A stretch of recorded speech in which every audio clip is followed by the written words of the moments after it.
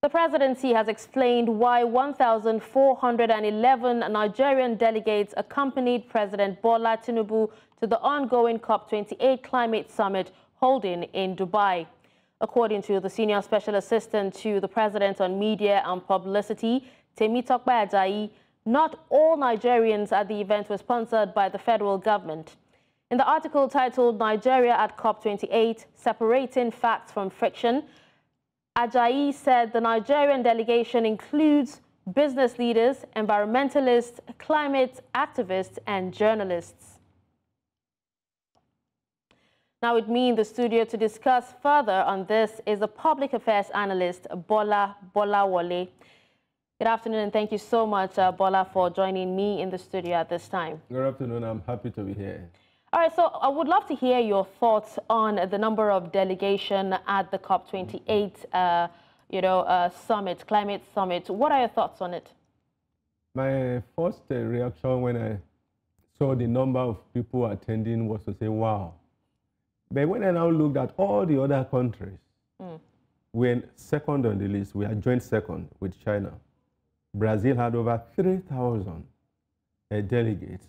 And I said, what are these delegates going to do? Nigeria, 1,411, China, 1,411. And then you have 10 other countries that had over 1,000 delegates.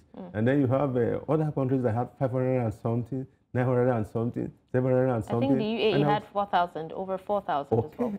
And I was now wondering, because they are the one hosting, so they can as well put 1 million people there. They don't need flight ticket, they don't need their accommodation or things like that.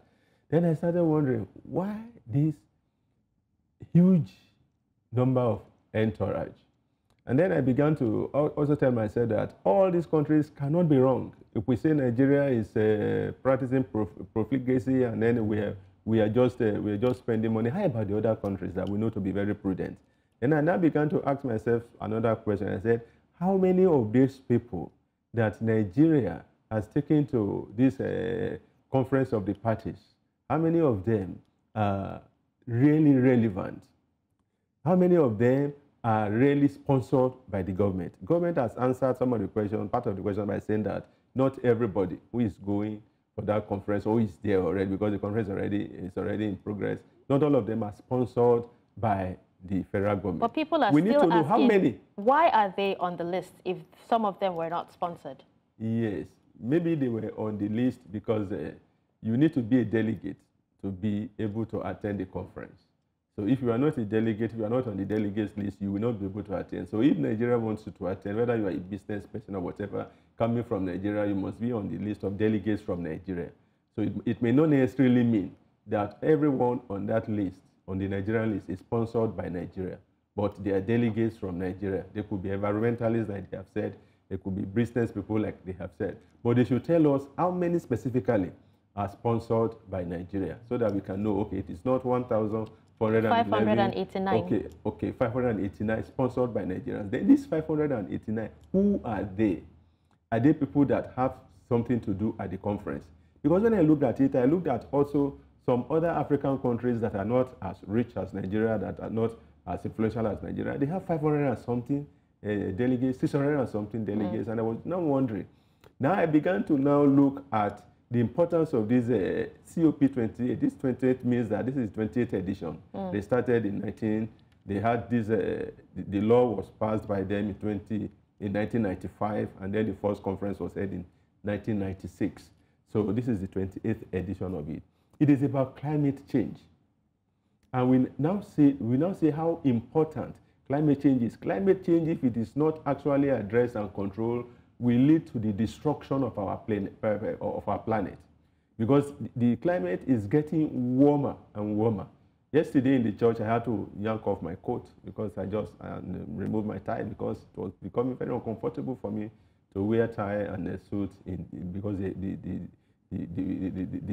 heat was searing, and we just had the news of the flood in Somalia that killed hundreds of people and so many.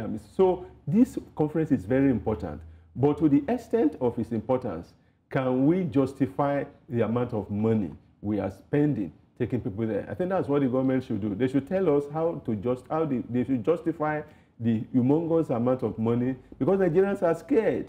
Because when they look at this amount of money and they see the problem that we have on hand, a lot of problems, they will be asking you, is it climate change that is our problem now? Even at that, you know, they're saying this 589 people are too much, considering the harsh economic, you know, situation that we are facing. I mean, you know, the president just presented the 2024 budget, and we're still looking for money to borrow to even fund that particular budget. And then we have over 500 people going for this particular climate conference.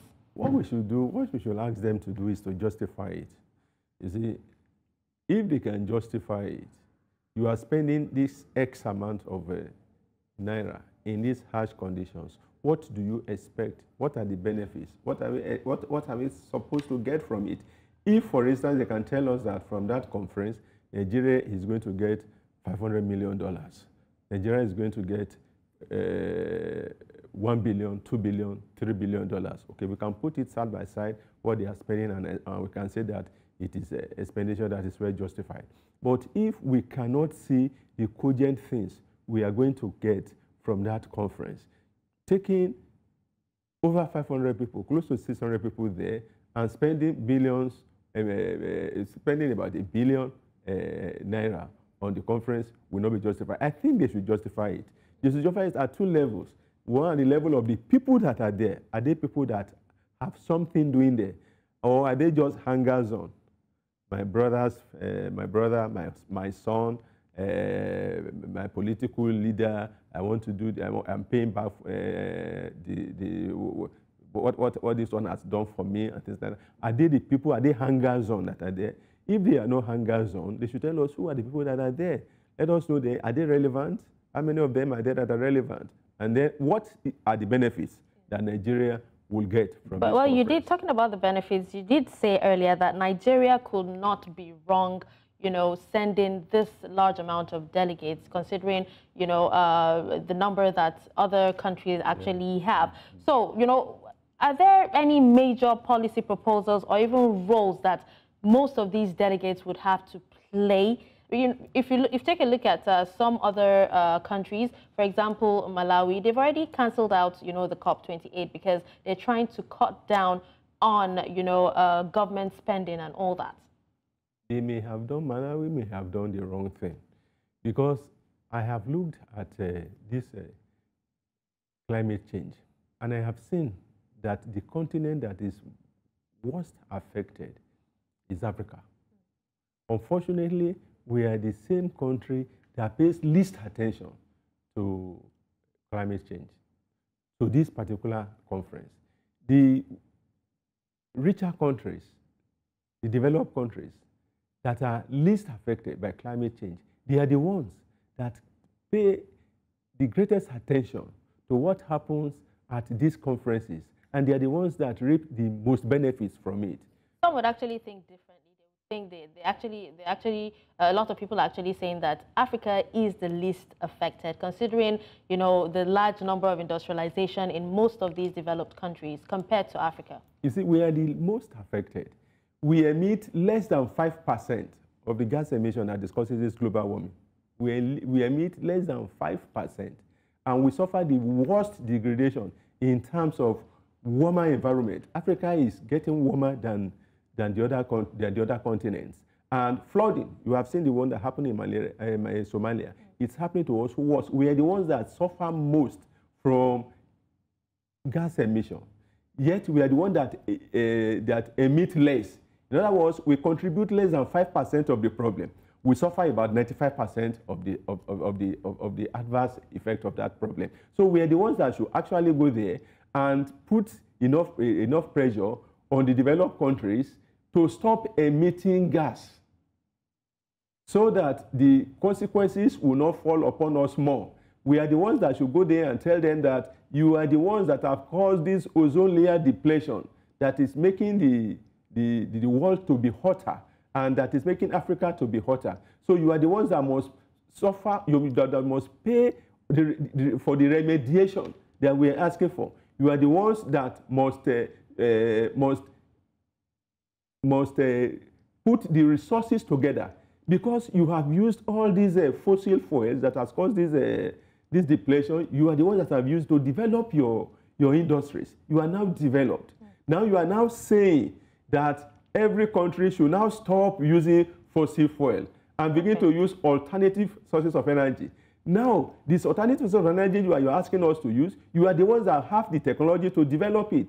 Africa has 40% of all the world renewable solar energy, but we have only less than 1% of it that we have been able to tap. We have 40% totally, capacity for 40%, but we have only been able to tap less than 1%.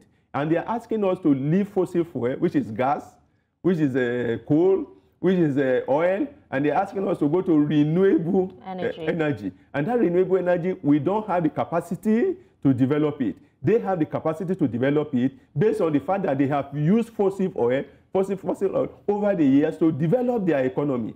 We are now saying that, African countries are now saying that, look, you must create funding for us to be able to move from one type of energy to the other one. You must also pay for all the damages you have done over the decades because of this fossil fuel that you have been using. And then you must not stop us, Africans, from continuing to use fossil fuel until we are able to transmit from fossil fuel to renewable fuel. So those are some of the major problems, major issues that African countries are trying to address there. And because of this, for the first time in August, African countries had their own conference on renewable. Yes, they hadn't been having it, whereas the other countries, the other developed countries, they have been having it. And one thing what they are now agreed upon is that they have to increase their level of lobbying. That is one area in which I want to look at and say, this large contingent that we have sent, is it for the purpose of lobbying so that we can get the right policies pushed through? If it is for that, if the people there, everyone can be justified, this one has a purpose, that one has a purpose, and if the purpose is towards the interest of Africa and Nigerians, I will justify it. All right. Otherwise, Mr. Bolawole, well, just before we go quickly, on a lighter note, can you tell us what your perceived implication of transporting these delegates, you know, large number of delegates from Nigeria to, you know, Dubai impacts on the environmental, that's the environmental impact, that's what we're talking about. Because they said, you know, three planes were used to carry all the delegates to the summit. Yes, I hope that the next summit will be hosted by Nigeria, so that we can reap a lot of benefits. You can imagine 50-something thousand delegates in Dubai. You can imagine what they will contribute to the economy of Dubai for these 1 or 2 weeks that they will be there. I think the last summit was in Egypt.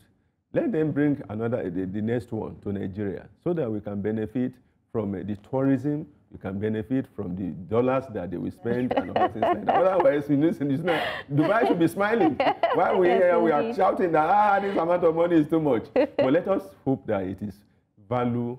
We have value for money. Yes. And let us hope that the government realizes that the Nigerians are not happy with the way the government is going, as if they are not interested in cutting the cost of governance.